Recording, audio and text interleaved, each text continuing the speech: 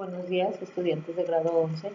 El día de hoy vamos a continuar con las funciones oxigenadas con el grupo de los aldehídos y las cetonas.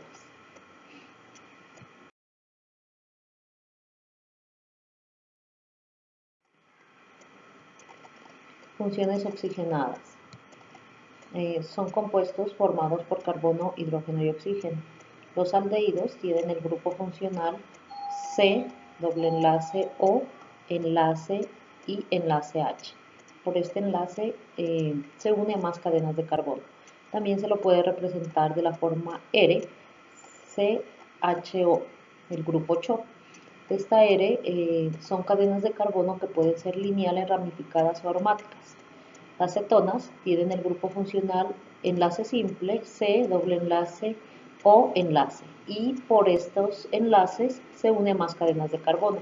Ella se representa también como R, CO, R, y estas R son cadenas de carbono que pueden ser lineales, ramificadas, iguales o diferentes, y también pueden ser de tipo aromático. Los dos compuestos se estudian juntos porque tienen en común el grupo carbonilo, que es el C, doble enlace O. Los aldehídos, su nomenclatura. Tienen dos nombres, el IUPAC y el nombre común. Generalmente los compuestos orgánicos tienen las mismas reglas de nomenclatura. Entonces el nombre pues de ellos se deriva del nombre del alcano. Eso significa que si tiene un carbono met, 2 propa, 2 eta, 3 propa, buta, etc. Pero como se trata de los aldehídos van a terminar en al. Entonces sería etanal, propanal, butanal. Esto como primera regla. Se debe escoger la cadena más larga que contenga el grupo funcional.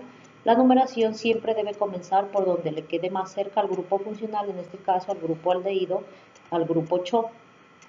El número 1 debe colocarse al carbono que conforma el grupo funcional y se indica la posición de diversos sustituyentes en orden alfabético. Esto hay que tenerlo en cuenta. En el nombre común se siguen generalmente estas mismas reglas, pero el nombre ya termina en aldehído. Acá termina en al, acá termina en aldehído. Entonces vamos a mirar unos ejemplos. Tengo aquí el nombre IUPAC y tengo el nombre común. Entonces lo primero que hago es ubicar al grupo funcional aldehído y a este carbono le coloco el número 1 y desde ahí sigue la numeración.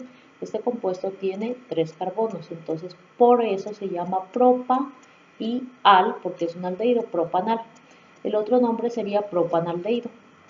Acá nuevamente ubico al grupo funcional, él lleva el número 1, 2, 3, 4, 5, pero este compuesto además de ser un aldehído tiene dos ramas. Una de esas ramas se llama etilo, que es ella, y la otra metilo. Entonces voy a comenzar por orden alfabético. En el carbono 2 se encuentra el etilo, entonces yo digo 2-etil, mientras que en el 4 se encuentra el metilo, yo digo 2-etil, 4-metil, y de ahí nombro la cadena principal terminando en al. Como tiene 5 carbonos se llama pentanal. El nombre correcto es 2-etil 4-metilpentanal. El nombre común sería 2-etil 4-metilpentanaldehído, este aldehído al final. Nuevamente aquí este compuesto ubico el grupo funcional aldehído, el número 1 para el grupo funcional y de ahí sigo numerando. Miro que en el carbono 3 hay una rama que es metilo, entonces empiezo 3-metil y 5 carbonos pentanal. Acá se trata de un aldehído aromático. Lo primero que hago es ubicar el grupo funcional y esta parte de la cadena corresponde al benceno. Entonces él se llama benzanaldehído.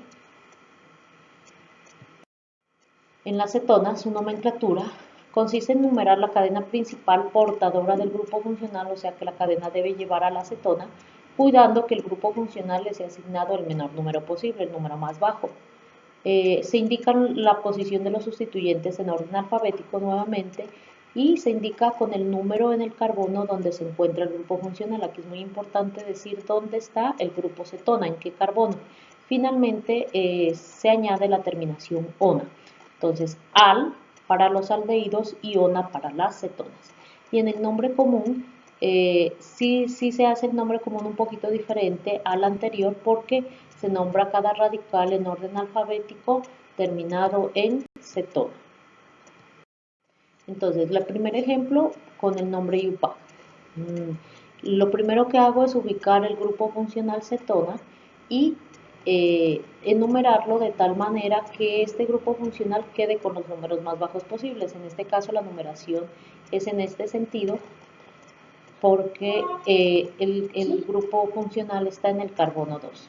Entonces yo digo, y miramos que en el carbono 3 además hay una rama que es el metil. Entonces yo digo 3-metil, después nombro en qué carbono está el grupo funcional, 2, después digo cuántos carbonos hay en total, 4, buta, y termina en ona. 3-metil 2-butanona es el nombre correcto. Hay que recordar que usted debe en las cetonas decir dónde se encuentra el grupo funcional. Acá nuevamente la numeración la voy a hacer en este sentido para que le quede con el número 3 al carbono, perdón, al grupo funcional. Entonces yo digo, como no tiene ramas, a diferencia del que tiene una rama, entonces este compuesto no tiene ramas, entonces yo digo únicamente que en el carbono 3 se encuentra el grupo funcional que tiene 5 carbonos, entonces yo digo 3-pentanona. En el siguiente compuesto la numeración comienza en este sentido para que le quede más cerca al grupo funcional cetona. Entonces, miro además que en el carbono 4 y en el carbono 6 hay dos ramitas que son iguales, que es metil. Entonces comienzo por esas dos ramas y digo 4,6, como son iguales y son dos, digo dimetil. Después digo en qué carbono está el grupo funcional 3. Después digo cuántos carbonos hay en total, 8, octa, y termina en nona.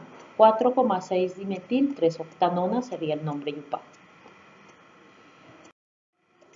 El nombre común de las cetonas es un poquito diferente. Lo que hago es ubicarme en el grupo funcional y lo que sale a sus extremos los voy a nombrar como ramas, como radicales. Entonces, para recordar que esto, como radicales, debe terminar en hilo o en il. Entonces, este es el radical isopropil y este es el radical metil. Entonces, los nombro en orden de complejidad o alfabético. En este caso, digo isopropil, metil, cetona. Termina en cetona, en el nombre común. Acá me ubico en el grupo funcional y de este extremo hay un etilo y del otro extremo también hay un etilo. Entonces yo digo dietilcetona y ese es el nombre. Ahora sí me voy a ir a las propiedades químicas. En primer lugar, son las reacciones, vamos a mirar las reacciones para identificar aldehídos y cetonas. ¿Qué significa? Que son pruebas, son reacciones que sirven para diferenciar un aldehído de una cetona. La primera prueba es la oxidación con KMnO4. Para identificar un aldehído de una cetona se utiliza el KMnO4 ya que los aldehídos reaccionan ante este reactivo oxidándose con facilidad produciendo un ácido carboxílico mientras que las cetonas no. Entonces en eso está la prueba. Aquí tengo una aldehída mientras que acá tengo una cetona.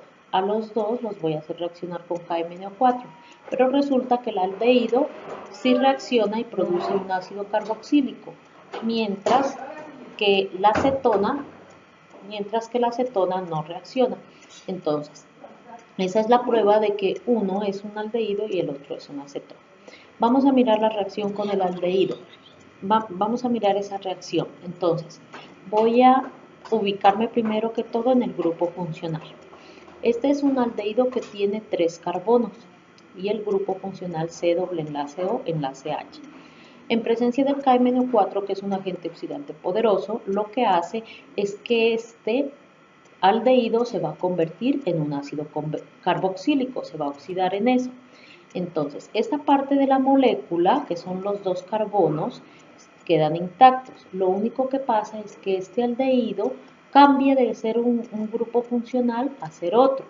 Entonces, aquí estaba como aldehído, acá se presenta como un ácido carboxílico, pero sigue teniendo 3 carbonos aquí y 3 carbonos acá, sino que acá el grupo funcional ya es C doble enlace O, enlace OH.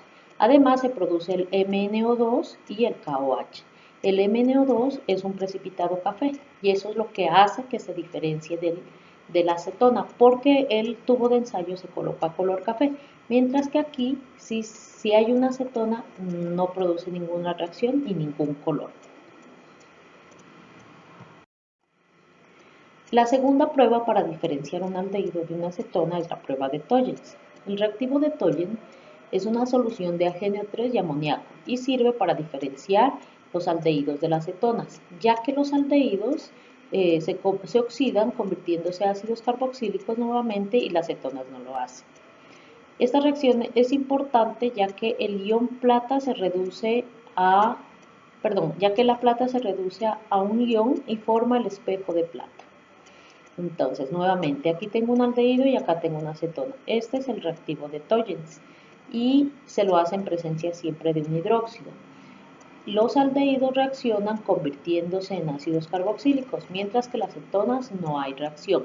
¿Cómo se sabe que sí hubo reacción? Porque el tubo de ensayo se torna plateado, porque la Ag, la plata, se precipita.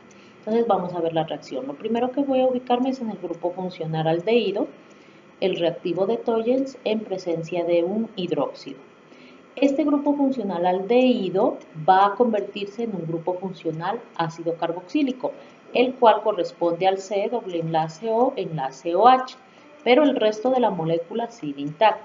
Además de eso se produce Ag, esta flechita significa que se precipita, como ya les dije, el tubo de ensayo se torna plateado, H2O y NH3.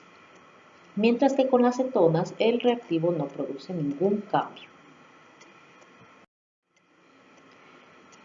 Por último, vamos a ver los métodos para obtener aldehídos y cetonas. ¿Qué significa para obtener? Significa que son métodos para producir un aldehído o una cetona. O sea que el aldehído va a estar del lado de los productos. Entonces, los aldehídos y las cetonas se producen a partir de la oxidación de alcoholes. Pero aquí hay que tener en cuenta algo, que para que un alcohol primario produce un aldehído, mientras que un alcohol secundario produce una acetona.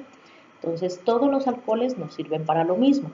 Si el alcohol es primario, pues va a producir un aldehído, mientras que si el alcohol es secundario, va a producir una acetona. Pero si usted tiene un alcohol terciario, no va a producir ninguno de los dos compuestos porque los alcoholes terciarios no se oxidan.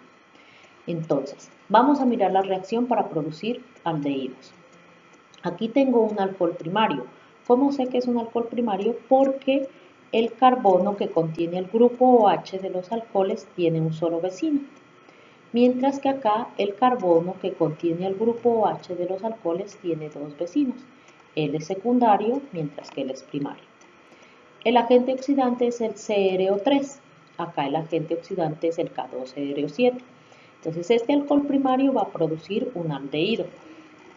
Este alcohol tiene dos carbonos. Acá vuelve a tener dos carbonos. La reacción solo se da en el grupo funcional. El grupo funcional OH de los alcoholes se va a convertir en un grupo funcional aldehído. Entonces este carbono es este carbono y esto se hace una eliminación de hidrógenos y al eliminar los hidrógenos, pues obviamente para completar la tetravalencia tiene que formarse un doble enlace. Entonces, este carbono es este mismo, el doble enlace O y el H que corresponde al grupo funcional aldehído. Ahora, este grupo funcional aldehído se puede seguir oxidando hasta convertirse en un grupo funcional ácido carboxílico. Lo importante de la reacción es que usted no altere la cantidad de carbonos. Si aquí hay dos, acá también deben haber dos. Y la reacción solo ocurre en el grupo funcional. Los alcoholes se convierten en aldehídos y los aldehídos posteriormente se convierten en ácidos carboxílicos. Ahora, para producir una acetona parto de un alcohol secundario. Este alcohol es secundario porque tiene dos vecinos carbonos. Entonces, va a ocurrir exactamente lo mismo. Estos CH3 se van a conservar en la reacción, no van a tener cambios, mientras que el cambio va a ocurrir en el grupo funcional alcohol. Este grupo funcional alcohol se va a convertir en un grupo funcional cetona. C doble enlace O. Acá estaba CH enlace OH. Es una reacción donde se eliminan los hidrógenos. Y de esta manera se producen las cetonas y los aldehídos. Espero que les haya servido mucho y que trabajen. Que estén muy bien.